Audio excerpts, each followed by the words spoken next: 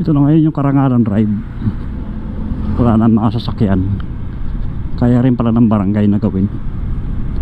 Kasi dati ang hirap dumaan dito, yung dami ng kapark sa kabila ng parking.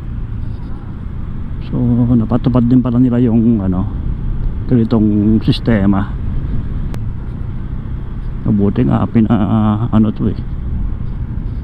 pinatupad yung ganitong sistema rito. Dati nag-aaway pa rito yung mga nagkakasalubong eh.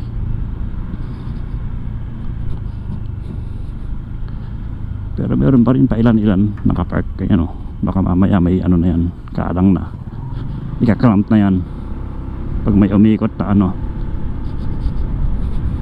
kinauukulan. Kinauukulan eh, diba? Kaya rin naman.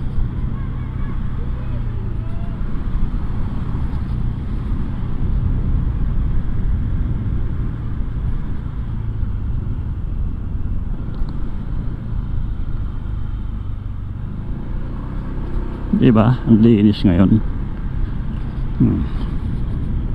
So yan lang muna.